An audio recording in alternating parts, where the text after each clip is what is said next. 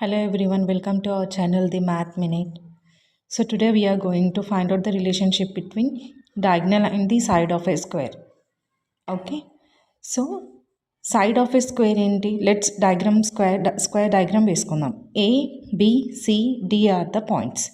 A, B, C, D sides కలిపి మనం ఏమని రాసుకుంటున్నాం? Each side will be a small a. Each sideని మనం small a కింద కన్సిడర్ చేసుకుంటున్నాం. Then its diagonal AC is equal to hypotenuse of triangle ABC.